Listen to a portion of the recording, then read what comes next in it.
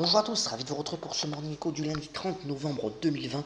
La photo du jour, bien entendu, c'est le pilote de Formule 1 Romain Grosjean qui s'en est sorti in extremis d'un choc au Grand Prix de Bahreïn. Fort heureusement, après la semaine délicate qu'on a connue pour les sportifs. Tous ces vous voyez où les bourses vendredi ont plutôt fini sur une note positive la semaine, même si le marché américain n'était ouvert que pour la moitié de la séance. Alors si on fait un rapide snapshot des éléments clés. D'abord, on devrait s'orienter, il se reste une séance encore aujourd'hui, vers le meilleur mois boursier depuis des années. Vous voyez que ce mois de novembre, on arrive à près de 13% de hausse dans l'ensemble des bourses mondiales. Soutenu en cela, c'est le graphique en haut à droite, de chiffres macroéconomiques plutôt réjouissants, notamment en Chine, avec un PMI aujourd'hui qui est sorti au-delà des estimations, notamment donc pour ce qui concerne l'activité dans les usines.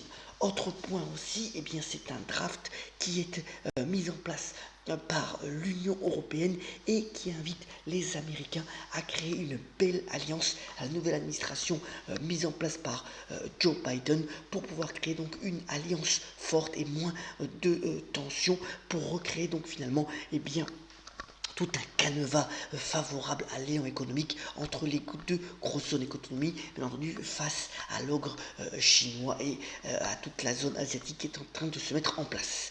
Alors, du point de vue des crypto-monnaies, vous voyez que le Bitcoin a pas mal rebondi ce week-end.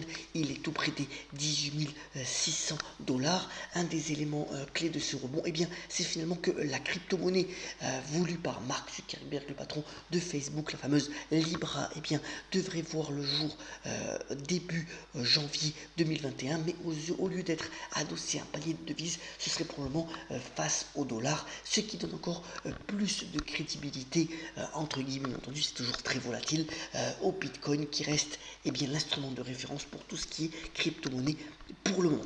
Alors l'autre point aussi, c'est qu'on a eu les discussions informelles de l'OPEP au niveau l'OPEP+, avec la Russie au niveau donc du pétrole. Pour le moment, pas d'accord, même si de nouvelles discussions doivent avoir lieu aujourd'hui pour savoir finalement est-ce qu'il faut ou pas restreindre les quotas de production. Pour le moment, donc il n'y a pas finalement de consensus. On verra si aujourd'hui cela avance. Alors toujours une difficulté pour l'or ces derniers temps. On est à 1775 dollars l'once ce matin, encore en baisse, et c'est en complète opposition notamment à une autre matière première qui est le platinum, qui fonctionne plutôt bien. Alors c'est dû au fait essentiellement, vous voyez, il a pris presque 15% sur ces dernières semaines. C'est dû que le platinum est utilisé notamment dans tout ce qui est énergie verte et notamment pour les véhicules électriques, d'où sa hausse récente, et c'est toujours les flux qui dominent ce marché des métaux précieux, c'est à noter. Alors, autre point relayé dans la presse aussi important, bien entendu, c'est la dette publique de la France. Alors, les articles, notamment Le Figaro, Les Échos, s'émeuvent donc de ce niveau-là. On devrait arriver à 114% de la richesse nationale d'ici à la fin donc de ce deuxième trimestre sur les dernières données compilées. Mais vous voyez que pour le moment, la France continue d'emprunter avec un taux, notamment à 10 ans, à moins 0,35. Alors, grâce notamment à la Banque Centrale Européenne, pour le moment ça reste tenable. Les projections sont plutôt à dire dans 3 à 5 ans, ce sera plus délicat notamment pour toutes les finances de la France. Et les propos notamment de Bruno Le Maire, le ministre des Finances, ont été plutôt rassurants, disant que notamment la croissance et les réductions de certaines dépenses pourront contrecarrer donc l'élan de cette dette publique, bien entendu, affaire à suivre. Alors si on regarde un petit peu dans les pays émergents, article intéressant dans le Financial Times aujourd'hui disant que de nombreux investissements, en particulier chinois et sur l'internet économie, se déplacent en ce moment plutôt de l'Inde vers l'Indonésie, qui pourrait être donc un îlot intéressant pour tous ces nouveaux investissements. Vous voyez que les prévisions de hausse de dépenses sur ce pays sont en forte croissance. Là, je vous ai mis un tracker qui suit finalement l'indice indonésien. Vous voyez qu'on n'est pas encore au plus haut historique, loin de là, il y a encore de la marge, donc ça pourrait être intéressant de s'intéresser à ce pays en termes de diversification. Alors, je vous ai mis, comme d'habitude, lundi, l'agenda de la semaine, pas mal de chiffres macroéconomiques, notamment sur l'activité. Au mois de novembre, on a eu la Chine, c'était plutôt positif. Sans oublier bien entendu que toute la semaine on aura encore les discussions sur le Brexit. Alors dernière nouvelle de ce week-end, c'est plutôt positif là aussi. L'optimisme est de rigueur, on verra si ça avance véritablement concrètement au niveau des chiffres des sociétés. Quelques chiffres encore, mais on est quand même pratiquement à la fin des résultats de société pour le troisième trimestre. À noter deux discours de Lagarde avant le blackout, puisque la réunion de la BCE sera la semaine prochaine, et un discours de Jérôme Powell, patron de la Fed, prévu ce mercredi.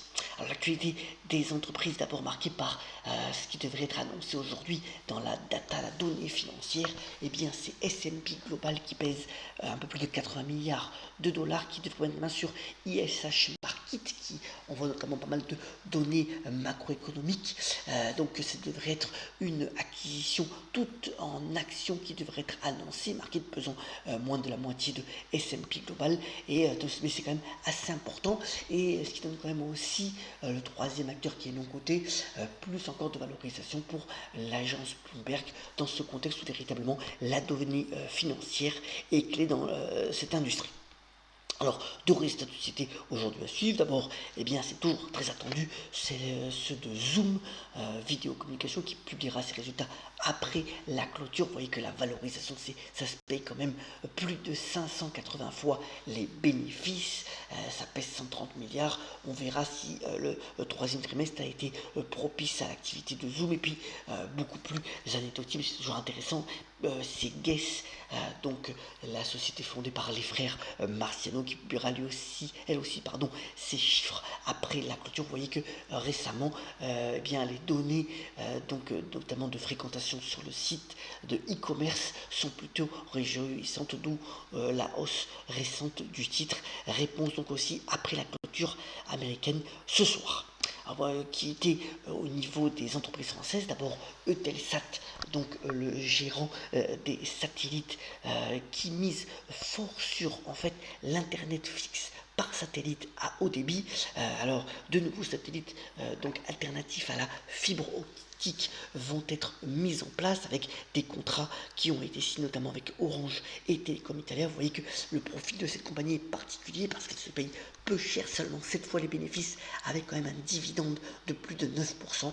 On verra si ce pari osé, qui concerne quand même rien qu'en France 4 millions de personnes qui ne peuvent pas avoir accès à la fibre optique, se révèle gagnant. C'est plutôt intéressant. Et puis le SPAC, le fameux véhicule boursier dédié à la réalisation d'acquisitions, qui continue de connaître un succès, notamment avec Xavier Niel, Mathieu Pigas, et puis Alexandre Zouari, qui avait repris Picard. Voilà, ils vont lancer deux OMX. Alors c'est un nouveau véhicule boursier qui va être levé prochainement entre 250 et 300 millions d'euros, et l'objectif, c'est de faire de ce SPAC le Tesla du commerce responsable, avec de nombreuses acquisitions qui seront opérées après cette levée de fonds, qui devrait avoir lieu avant la fin de l'année.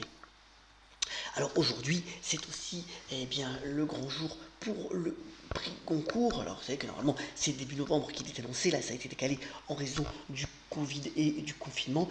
Quatre livres qui sont dans la dernière finale. D'abord l'anomalie, sommes-nous vraiment ce que nous pensons être, le livre de Le Tellier. Ensuite Camille de Toledo, Thésée, sa vie nouvelle. Là c'est un concept autour de la mort. L'historiographe du royaume, c'est la vie, la façon de penser du roi Hassan II du Maroc par un proche conseiller. Et enfin Les Impatientes de Jaili Amadou Amal, c'est sur le sort des femmes au Cameroun. Donc on verra qui sera le gagnant aux alentours de 13h cet après-midi, pour ce prix qui remporte toujours un très gros succès au niveau de ses ventes dès qu'il est décerné.